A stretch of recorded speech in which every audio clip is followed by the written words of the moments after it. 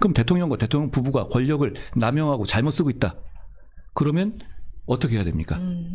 그러면 얘기를 해야죠. 그걸 바로잡기 위해서 노력해야 되겠죠. 네. 저는 그거에 대해서는 추호도 후회가 없고요. 제가 나중에 이제 당대표가 돼서 참다 공개적으로도 얘기했죠. 그 전까지 한 100배, 1000배는 얘기했을 거예요. 그 얘기가 안 통한 거죠. 그 얘기가 아예 먹히지가 않은 거죠. 그러면 대통령과 대통령 부부가 잘못된 선택을 하고 있어요. 그러면 안 된다. 이래야 한다라고 제언하고 대안을 제시했습니다. 비공개로. 그게 씨도 안 먹혀요. 그럼 그때 어떻게 해야 됩니까? 그게 해도 안 되고 100번 해도 안 되면 공개적으로 얘기를 해서서라도 그런 분위기를 만들어놔서 이 정권이 조금 좋은 방향으로 가기 위해 노력해야 하는 것 아니에요? 제가 한 일이 그겁니다. 네, 네 분과 이어가도록 하겠습니다. 박창환 장안대 특임교수, 강성필 민주당 부대변인, 정광재 전 국민의힘 대변인, 조영술 국민의힘 대변인 나오셨습니다. 어서 오십시오. 네, 예. 안녕하세요. 한동훈 전 대표가 이제 언론사하고 인터뷰를 했는데 그동안의 인터뷰와는 달리 좀 더 구체적이고 적나라하다고 할까요? 그런 얘기들을 했습니다. 하나씩 짚어볼 텐데 윤 전 대통령과의 관계에 대해서 먼저 정광재 대변인. 예. 윤 전 대통령이 키웠다. 한동훈 전 대표 황태자다. 이런 거에 대해서 아주 강하게 부정을 했어요. 거의 수평적인 관계라고 표현을 했거든요. 윤석열 전 대통령이 부임한 이후에 바로 법무부 장관을 맡았고 예.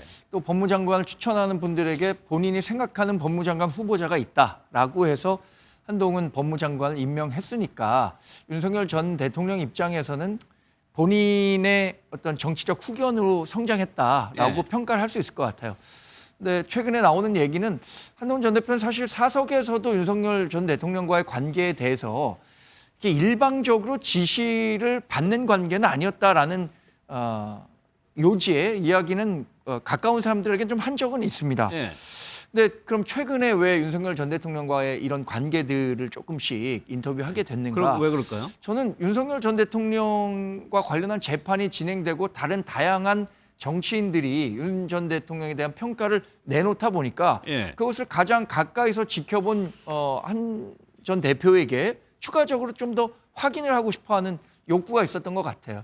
그것에 관해서 답변을 하는 과정에서 나온 얘기지 본인이 의도적으로 뭐 윤 전 대통령을 폄하하거나 예. 그 관계를 뭐 부인하거나 하려고 했었던 건 아닌 것 같습니다. 아니 왜 그러냐면 윤 전 대통령이 한동훈 전 대표 키웠다. 여기 개똥 같은 소리라고 했어요. 이거 아주 강하게 부정한 거 아니에요?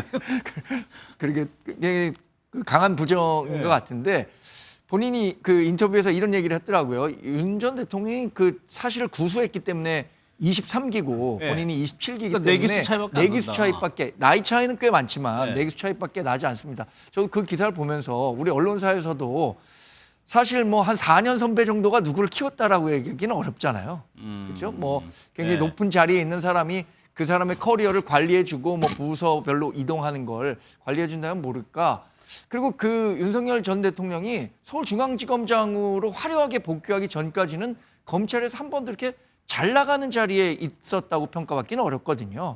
그러니까 그 이전에 윤 전 대통령이 한 전 대표를 키웠다라는 부분에 대해서는 예. 뭐 명확하게 좀 설명할 말을 찾다가 그런 표현이 나오지 않았을까 예. 추측해 볼 따름입니다. 조영술 대변인 제가 전인가요? 그 배신자 이 얘기 했던 거 기억이 나는데 이 얘기 어떻게 들으셨어요? 전 뭐 배신자 얘기는 제가 안 했고요. 그 기본적으로 키워준 건 맞죠. 그 한동훈 지금 전 대표가 지금 이야기하고 있는 건 정치인으로서 이야기 아닙니까? 예. 정치인 같은 경우에 특히 이제 법무부 장관을 했다는 것은 대통령이 이제 임명하는 고유의 자리이고 그리고 대통령의 지시를 받는 내각의 참모입니다. 예. 그렇기 때문에 그걸 갖다 상하관계를 갖다 부정하는 건 말이 안 되고 뭐 지금 현재 뭐 민주사회에서 뭐 계급을 나눠서 위아래가 있는 건 아니지만 어쨌든 업무 상태에서 봤었을 때 분명히 상하관계는 있었고 예. 본인이 그걸 거침없이 얘기할 수 있는 참모일지는 몰라도 그걸 갖다 그 역학관계라든가 그 구조를 갖다가 부정하면 안 되는 거죠. 그래서 정치인으로서의 그 한동훈 대표의 답변은 저거는 조금은 핀트가 어긋난 부분이 있다 이렇게 판단이 됩니다. 초대 그래 첫 내각 인선에서 한동훈 전 대표를 법무부 장관에 앉혔죠. 그 당시만 하더라도 서울중앙지검장 이런 평이 많았죠. 법무부 장관에 깜짝으로 발탁을 한 거였거든요. 그렇다면 그 정도는 뭐 키웠다는 모르겠지만 기회를 줬다. 뭐 이런 정도는 되는 거 아닌가요? 그렇죠. 검사장 서울중앙지검장을 하다가 예. 또는 뭐 그 정도 검사장급에 있다가 법무부 장관으로 올라온다 쉽지 않은 일입니다. 예. 그렇기 때문에 저는 이제 와가지고 뭐 윤석열 전 대통령의 불통 이미지 뭐 이런 것들에 대해서 인간적인 면모 이런 걸 얘기하는 건 결국은 이제는 각자 도생의 길을 걷는 거 아니냐. 그러니까 정치적으로는 뭐 탄핵이라든지 계엄이라든지 이런 거에 대해서는 차별화를 그동안 해왔는데 예. 이제는 뭐 윤 전 대통령의 재판이 곧 뭐 한두 달이면 이제 유죄가 곧 선고될 것 상황 아니겠습니까? 그렇죠. 본인의 정치적인 독립적인 정치 활동을 앞으로 해 나가야 되는데 그러기 위해서는 친윤 이미지, 윤석열의 황태자 이미지로는 더 이상 진전하기가 어렵습니다. 이제 그렇기 때문에 겉으로는 그렇게 보였는지 모르겠지만 네. 저희 그렇게 친한 사이 아니었어요. 그리고 인간적으로도 당신 윤석열 대통령이 있을 때 뭐 했냐 도대체 이 지경 될 때까지 제가 수백 번, 수천 번 직언을 드렸죠. 그런데 도저히 말을 안 쳐먹어요. 이 얘기를 갖다 지금 한다는 것은 결국은 그동안에는 인간적인 면모까지 선 긋기를 안 했는데 예. 이제는 그거 인간적인 면모까지 선을 긋지 않으면 정치를 도저히 더 해나갈 수 없는 지경에 이르는 거 아니냐. 정말로 윤 전 대통령하고 안 친했다면 예. 아니 모두가 다 언론에서 윤석열의 황태자라고 그랬을 때 저 황태자 아닙니다. 친한 거 아니야라고 얘기를 했어야 되는데 예. 그때는 그 황태자로서의 그런 언론의 스포트라이트를 다 받았잖아요. 예. 즐겼지 않습니까? 혜택을 다 누렸어요. 근데 이제 와서 윤석열이 감옥에서 곧 유죄받을 것 같으니까 저 안 친한데요. 제가 무슨 황태자 아니었어요. 이렇게 얘기하는 거는 예. 이건 모르겠습니다. 저는 뭐 이제 정치인으로 홀로서기를 해야 되는 한동훈 전 대표 입장에서는 개인적으로는 어떻게 보일지 모르겠지만 아마 윤 전 대통령을 여전히 지지하는 소위 말해서 극우 입장에서 보면 예. 배신자 맞구나 이 얘기 또 듣지 않을까 싶어요. 저희가 하나 뭐 계속 살펴볼 텐데 혹시요, 강슬 부대. 당원 게시판 문제가 조금 감정적으로, 심정적으로 좀 영향을 미쳤을까요? 이 한동훈 대표의 이런 좀 사실 한동훈 전 대표에게 이제 당원 게시판 문제를 이 사건화시키는 예. 이 자체만으로도 어떻게 보면 선을 넘은 거죠. 한동훈 본인에게는. 근데 저는 좀 이런 말씀을 드리고 싶어요. 아니 대한민국 국민들 중에서 한동훈 전 대표가 지금의 한동훈의 정치인 한동훈이 있기까지 윤석열의 도움이 없었다라고 말하면 그 누가 믿겠습니까? 예. 그러니까 한동훈 전 대표를 좋아하는 사람도 있지만 한동훈 전 대표를 싫어하는 사람들이 한동훈 대표 저런 면 때문에 싫어하는 거예요. 좀 저런 말 하면 물어보면 그냥 설사 정말 윤석열이 본인을 안 키워줬어도 네. 차라리 말을 안 하면 돼요. 근데 자기 입으로 자기가 까먹어요. 아니 뭐 위아래 상하 관계로 있었다는 건 얼마 안 된다? 도대체 그 얼마의 기준은 뭡니까? 1년입니까? 10년입니까? 그리고 본인이 법무부 장관 된 게 윤석열 전 대통령이 법무부 장관 시켜줬지. 그 법무부 장관이었으니까 당 대표격인 비대위원장으로 올 수 있었던 거예요. 예. 근데 여기에 대해서 부정을 해버리면 저는 같은 친한계 의원들도 좀 부끄러울 것 같아요.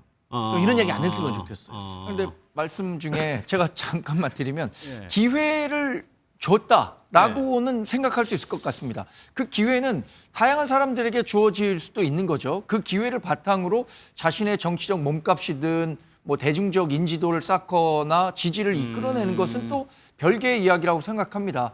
특히 정치인이 된 이후에는 비대위원장이 된 이후에는 불과 뭐 비대위원장 취임한 지 한 달도 안 돼서 비대위원장 그만둬라라는 얘기가 2024년 1월에 나왔잖아요. 예. 근데 그런 것들을 극복하면서 성장했다는 측면에서 본다면 예. 기회가 있었던 건 사실이지만 그 기회를 가진 사람이 모두 다 한동훈 전 대표처럼 뭐 대중 정치인으로 성장할 수 있는가? 그건 또 별개의 문제라고 봐야 할 것 같습니다. 그러면서 요 얘기도 했었죠. 윤 전 대통령 같은 경우는 좌천돼서 지방에 있었는데 본인이 이제 인사의 업무를 담당할 때 험한 곳 안 가게 오히려 내가 도와줬다. 이런 얘기도 했습니다.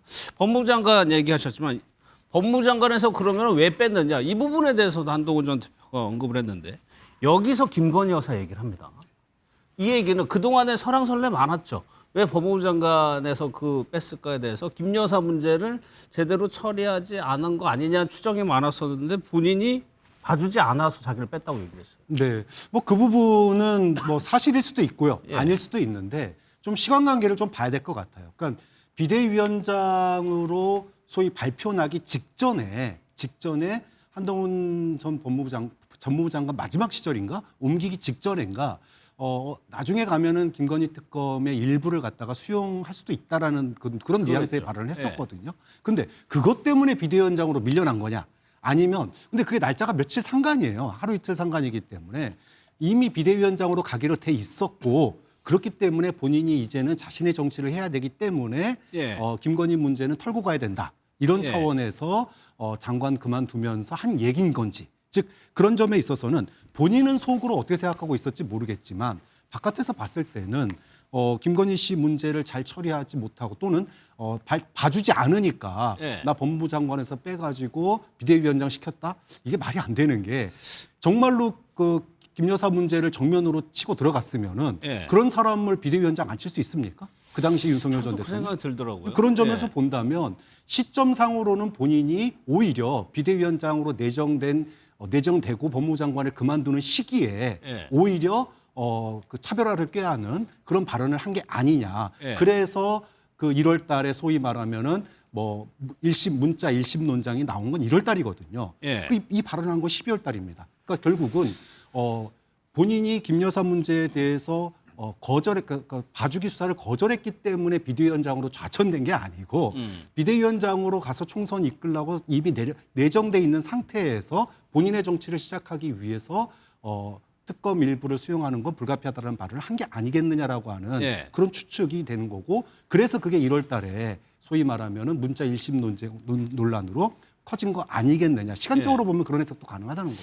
제가 들은 이런 생각도 들던데 조영수님, 이것이 혹시 그러니까 이 얘기는 여권이나 어디에서 김건희 여사를 봐줘야 된다라는 여론이 있었다는 얘기거든요. 그 얘기를 하고 싶어서 좀 한 얘기는 아닐까요? 저는 그냥 후천적 해석으로 좀 보이는데요. 예. 이제 김건희 여사에 대한 논란은 그 이제 한동훈 대표가 이제 비대위원장으로 이제 간 다음에 이제 특히 이제 많이 벌어졌는데 아까 이제 방금 전에 교수님께서 말씀해 주신 것 같이 비대위원장이라는 자리가 법무부 장관보다 더 센 자리입니다. 실제로 정치권에선 특히 이제 선거를 앞두고 있는 비대위원장은 거의 뭐 전지전능한 권한을 거의 갖고 있거든요.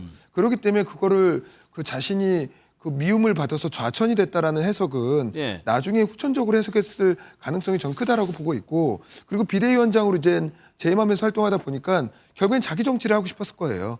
이제 장관이 아니라 이제 비대위원장으로서 나의 이제 내 스타일의 정치인으로서. 그렇죠. 예. 내 스타일의 공천을 하고 싶고 이러다 보니까 그런 과정에서 이제 비대위 내에서 김건희 여사 문제가 굉장히 불거진 거거든요. 예. 그러다 보니까 이제 당내에 이제 갈등이 됐고 결국엔 그게 이제 총선의 이제 패배로 이어지는 그 결과까지 나오게 되는데 결국엔 그걸 갖다가 이제 문제를 갖다 지금 해석하려고 하니 예. 이거에 대한 이제 후천적 해석이 있었던 게 아닐까 그런 생각이 좀 듭니다.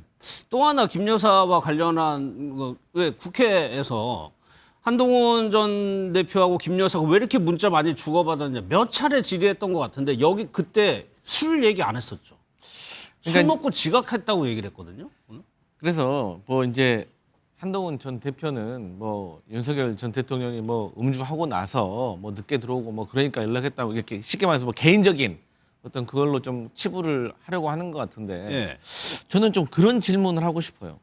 그러면 이제 우리가 한간에 시간을 좀 되돌려 보면 그 한동훈 전 법무부 장관을 이 비대위원장으로 영입하기 전에 예. 국민의힘에서 보수 측에서 어떤 말이 엄청 많이 돌았냐면 대한민국에서 유일하게 윤석열 전 대통령을 설득할 수 있는 단 한 사람 한동훈 이렇게 해서 데려왔어요. 설득할 수 있는? 예.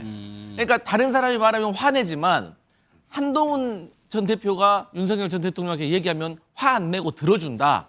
검찰할 때도 수사할 때도 뭐 서로 이렇게 해왔다. 예. 그래서 한동훈 비대위원 데려와야 된다라는 말을 했었거든요.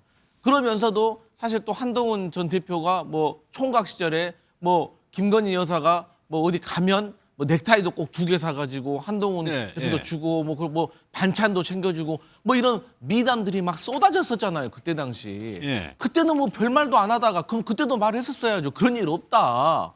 나 상황한 게 아니다. 예. 우리 그렇게 얘기해야지. 그때는 분위기 좋으니까 또 그런 말 안 했다가 또 이제 분위기 안 좋아지니까 지금 와서 선 긋는다라고 오해할 수가 있잖아요. 그러니까 제가 한동훈 전 대표에게는 좀 그런 얘기 그냥 하지 마시라.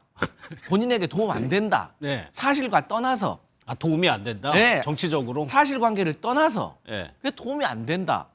라고 저는 계속해서 말씀드리는 거예요. 아니 한동훈 전 대표 입장에서는 지금 윤 전 대통령과 차별화를 해야 되는 시점이라고 볼 수 있는 거 아니에요? 저는 오히려 예. 그렇게 인간적으로 내가 가까웠지만 인간적인 관계는 인간적인 관계인 거고 예. 공적인 관계는 공적인 관계이기 때문에 나는 지금도 윤석열 전 대통령이 감옥에 가 있고 이런 것이 정말 마음이 아프지만 이 공은 공이고 사는 사기 때문에 공적으로는 이건 잘못됐다라고 하는 게 더 멋진 거 아닙니까? 뭐 이제 와서 본인이 법무부 장관도 시켜주고 거의 비대위원장도 시켜주다시피 했는데 예. 이제 와서 선 긋고 이건 좀 아닌 것 같다. 그러니까 과거의 인간적인 감정적인 관계까지 들칠 필요는 없다는. 그런 말 알 필요가 없는 거예요. 정관재 대표는 어떻게 생각하세요? 아니 지금 한동훈 전 대표가 윤석열 전 대통령에 대해서 어떤 개인적인 품평을 한다거나 이런 거 있나요? 개인적인 사감을 갖고 윤 전 대통령에 대해서 비판을 하는 건 아니죠. 예.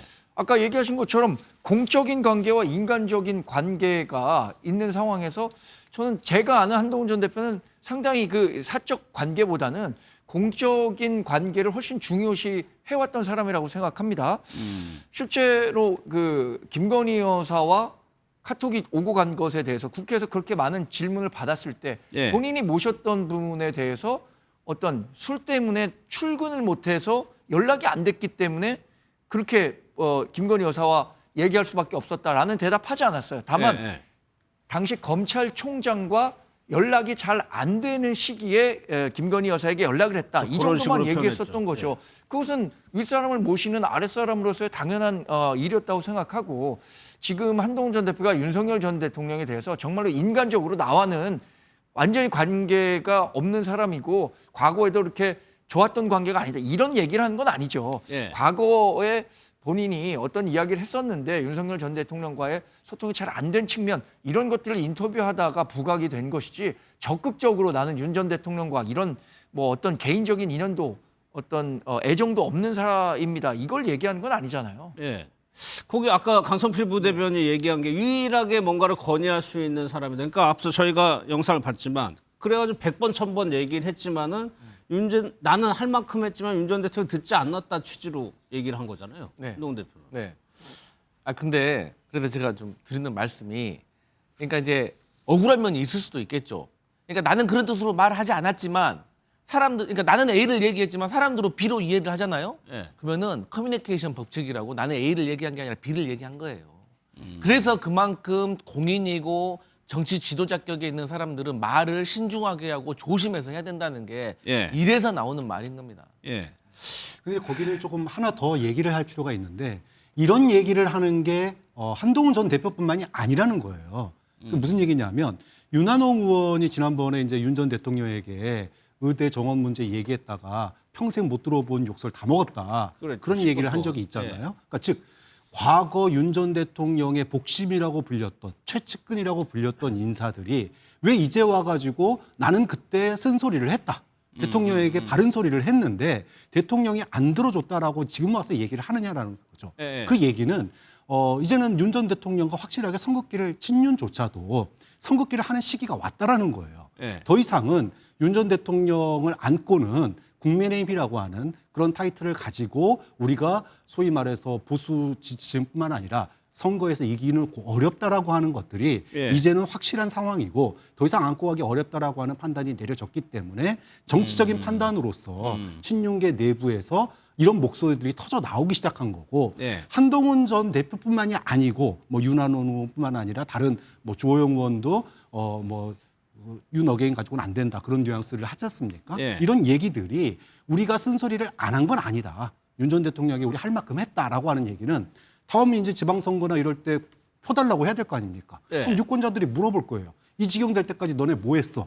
윤 전 대통령한테 쓴소리 안 하고 뭐 했어? 그러면 그때 가서 설명하면 너무 늦거든요. 그래서 이미 지금부터 선긋기에 들어간 거다. 그렇게 봐야 될 거예요. 조영술 대변인은 개인적으로 이 한동훈 전 대표의 오늘 인터뷰가 어떤 정치적인 포석, 목적 뭐가 좀 있다고 보세요? 지금 현재 이제 뭐 당원 게시판뿐만이 아니라 네. 이제 한동훈계에 대해서 이제 우리가 뭐 몰아내려고 한다.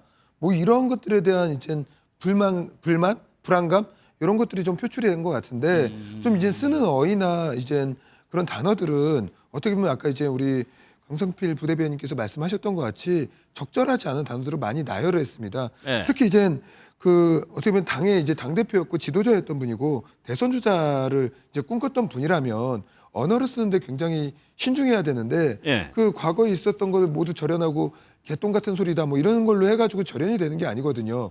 그래서 본인이 다른 정치를 보여주고 다른 비전을 보여주고 다른 가야 될 길들을 보여줘야 되는 것이지 예. 과거를 갖다 부정한다고 해서 그 둘 간의 관계가 사라지지 않습니다. 그리고 대부분의 국민들이 바라볼 때 한동훈 대표와 이제 윤석열 전 대통령의 관계를 갖다가 그 관계 없는 관계로 보는 사람은 아무도 없거든요. 예. 굉장히 오랜 기간 검찰 내에서 이제 10년, 20년 동안 쌓아온 관계로 보는 것들이 일반적인 견해였고, 그리고 한동훈 대표도 그거에 대해서 부정하지 않았었고, 그거에 예. 대해서 인정을 해왔던 분이거든요. 그래서 지금 와서 그걸 갖다 부정한다고 해서 부정이 되는 게 아니라고 저는 생각합니다. 그러면 지금 당내에서 당원 게시판 뭐 김종효 전 최고위원 징계 들고 이 갈등이 더 커질 가능성이 높은 상황입니까? 그러면? 지금 실제로 이 이젠 어떻게 보면 이제 당무감사위원회 같은 경우는 어떠한 혐의나 이제 어떠한 이제 처벌 사항을 할 때 다 세게 때립니다.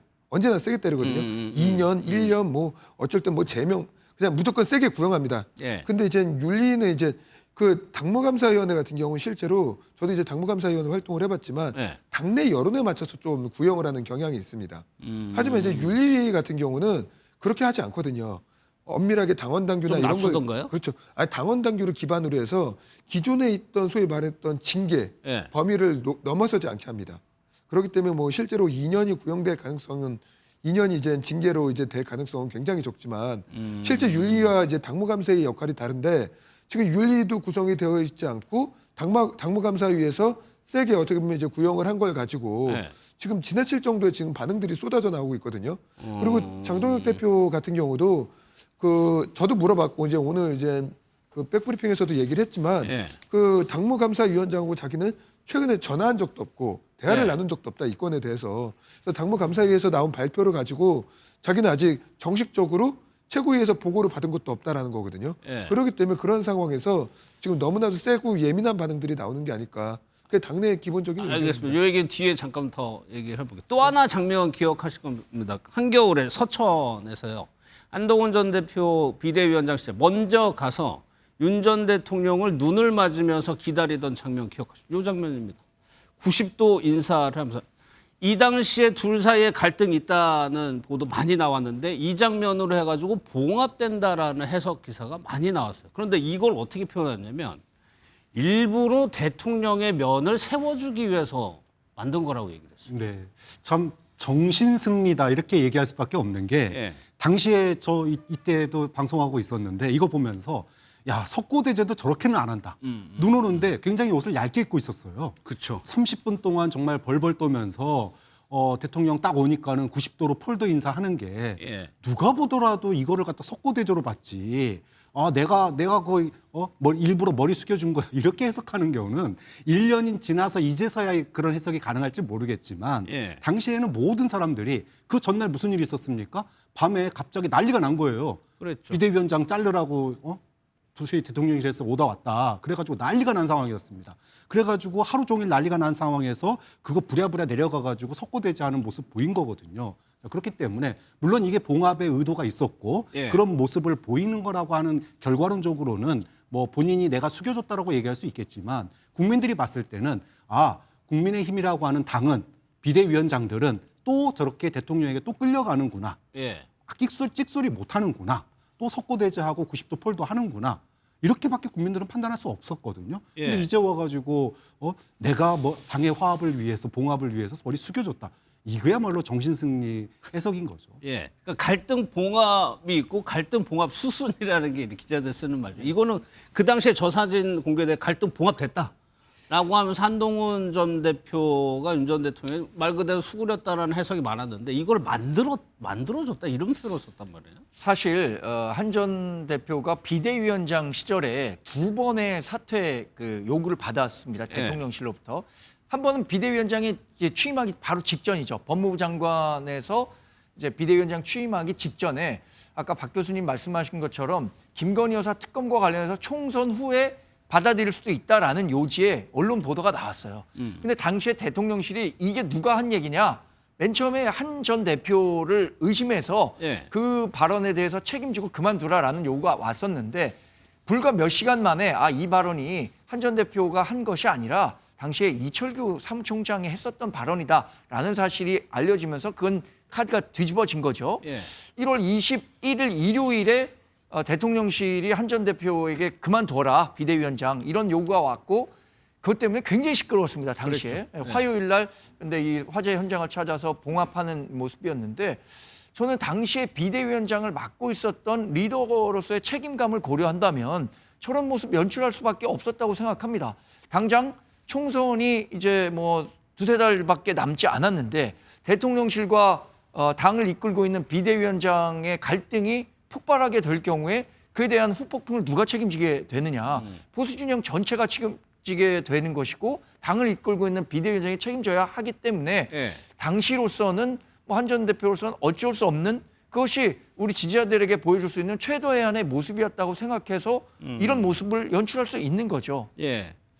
그래서 갈등 봉합이 뭐 최우선이었다 이런 표현이 아니라 이게 만든 거다. 이제 지지자들에게 보여주기 위해서 만들어졌다 이렇게 표현을 했습니다. 앞서도 잠깐 뭐 언급을 했는데 이 당원 게시판 뭐 김종혁 전 최고위원 중징계 권고를 놓고 좀 당내 갈등이 이어지고 있는데 장동혁 대표, 한동훈 전 대표 얘기 한번 들어보겠습니다.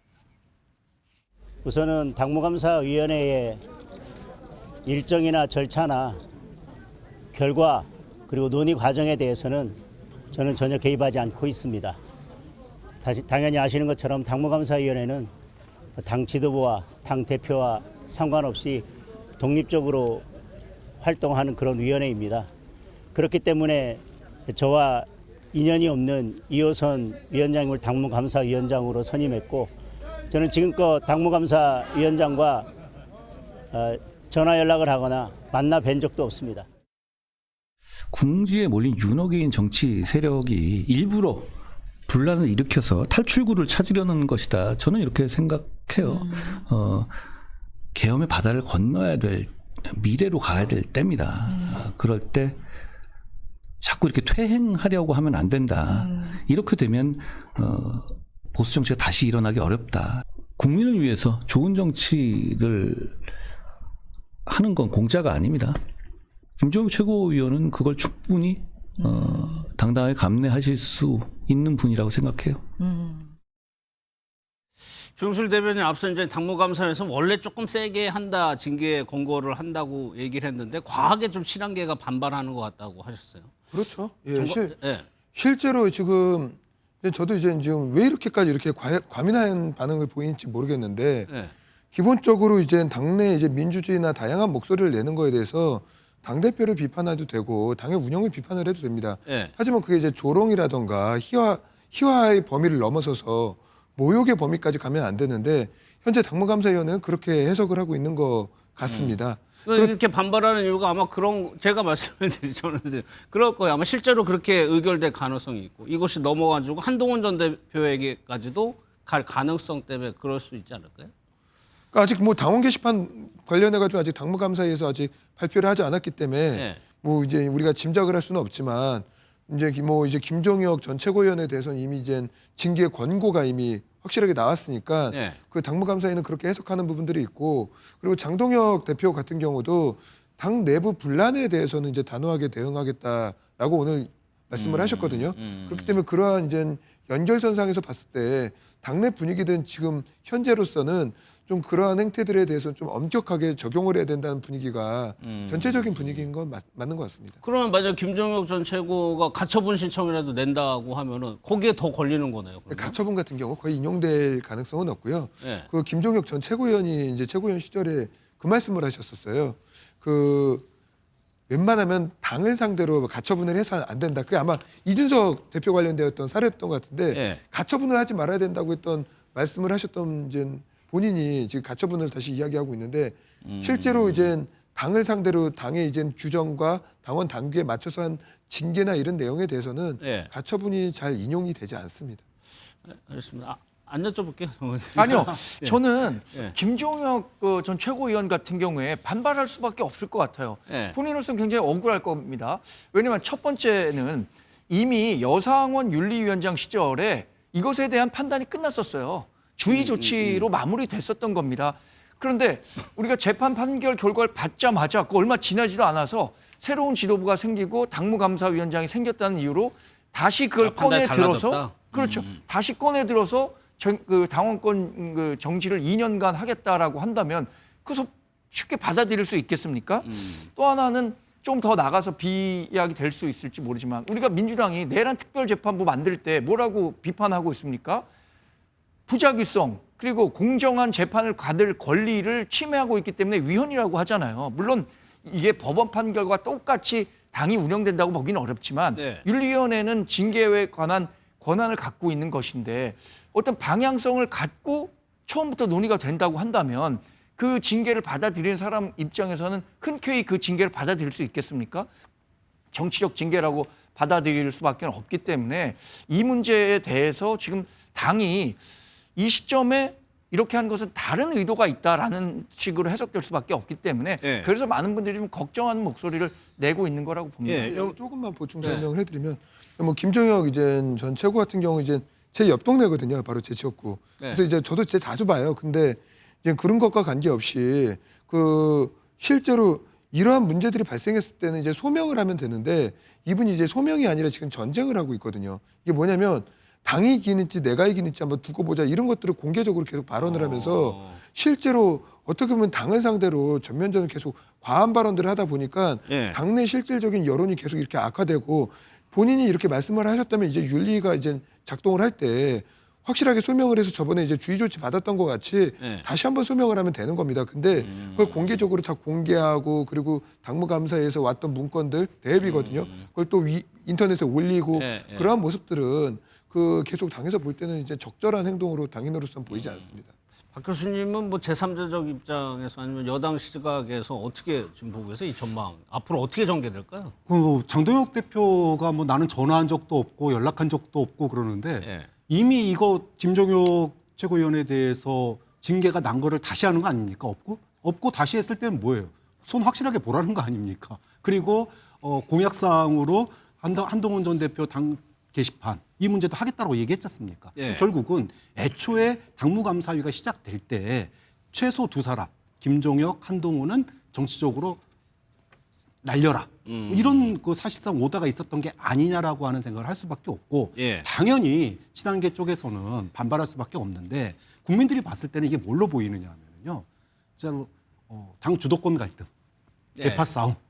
국민의힘이 이제 앞으로 지방선거 치르고 또 다음 당대표 뽑고 또 해야 되는데 예. 결국은 윤 전 대통령과 선긋기에 이제 다 돌입하고 있지 않습니까? 그럼 선긋고 나서 그 혜택이 친한계로 넘어가면 안 된다. 즉 예. 당 주도권을 한 전 대표가 다시 가져가거나 친한계가 이때다 싶어서 목소리 내거나 그렇게 가서는 안 되기 때문에 친한계의 대표 주자격인 한 전 대표와 그다음에 언론에서 친한계를 대표하고 있는 김종혁 전 최고에 대해서 지금 공격하고 있는 거 아니냐 예. 이렇게 보이는 거고 결국은 당내 지금 뭐 여권과의 대여 투쟁에 공식적으로는 대여 투쟁에 우리는 힘을 합쳐야 된다 그러지만 안에서는 결국은 주도권 싸움으로 서로 죽고 죽이는 전쟁을 하고 있다 이렇게 보이는 거예요. 예. 조영술 대변인께 요거 하나 더 여쭤볼게요. 당명 개정 검토하겠다. 이게 장동혁 대표가 구상하는 그 중도로 나가는 과정 중에 하나로 이해해야 됩니까? 그렇죠. 이제 당세를 이제 확장해야 될 필요는 있고요. 예. 선거는 이제 다가오는 거고 이제 장동혁 대표 같은 경우도 이제 올해 안으로 이제 당내 문제는 최대한 빠르게 해결해야겠다는 의지를 좀 갖고 있습니다. 올해 안으로. 예. 그리고 이제 1월에는 이제 실제로 이제 우리가 이제 선거채비 나가야 되고 뭐 계속적으로 이제 당내 분란을 가져갈 수는 없기 때문에 예. 그거에 대한 이제 강력한 의지를 갖고 있고 그리고 이제 의원들을 많이 만나면서 무언가 우리 전부 다 바꿔야 되지 않겠냐 정말 그리고 쇄신해야 되지 않겠냐라는 의견들을 많이 주셨고 예. 그렇기 때문에 그 안에서 당명 교체까지 검토하는데 단순하게 이름만 바꿔서 이제 마케팅하는 것이 아니라 예. 그 이제 보수가 가져가는 그러한 정체성이라던가 재구성이라던가 이거에 대한 것들도 같이 담아낼 수 있는 그러한 이제 내용들에 대한 개혁안들을 지금 구상하고 있는 것 같습니다. 그렇죠. 그게 당명에 담기는 거죠. 당명에도 담기고요. 예. 그리고 이제 우리가 이제 필요하다면 이제 당원 당규에 이제 들어가는 그러한 정체성 부분 이런 부분들까지도 한번 검토해서 포괄적으로 살펴보고 있는 것 같고 그것 때문에 지금 계속 의원들을 만나면서 그리고 당내에 있는 이제 뭐 당협위원장이라든가 주요 구성원들 만나면서 예. 계속적으로 의견을 청취하고 있습니다. 이제 뭐 강수필 뭐 국민의힘 뭐 의원의 관계자별로 나온 얘기 보면 가장 핵심적인 건 그게 아니다. 윤 전 대통령의 관계 문제, 계엄에 대해서 입장 표명 이런 거 지적을 하거든요. 그러니까 이제 뭐 앞서서 뭐 김종혁 전 최고 관련 징계 관련해서 얘기했잖아요.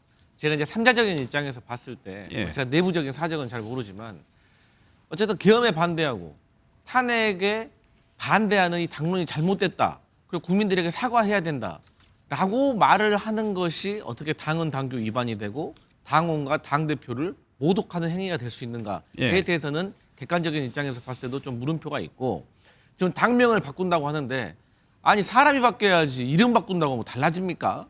아니 뭐 이름 바꿔가지고 다른 사람으로 착각할 수 있지만 그 본성 어디 가겠습니까? 바로 또 사고 치는 것이죠.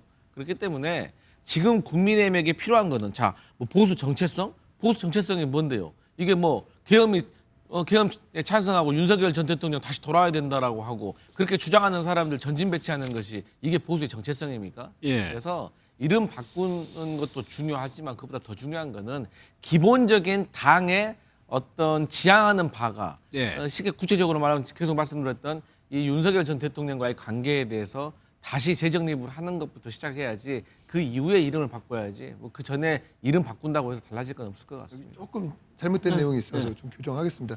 그 지금 현재 징계라든가 이런 게 뭐 사과해라 뭐 이래가지고 징계하는 건 아니고요. 아까 말씀드렸던 것 같이 당내 다른 의견에 대해서는 충분히 수용하는데 조롱과 혐오를 하는 발언들 이런 것들을 다루고 있는 거고 실제로 장동혁 지도부나 이제 국민의힘 지도부에서는 그 당내에서 보면 이제 우리 이제 원내대표 같은 경우 뭐 절까지 하면서 사과하고 뭐 이렇게 했거든요.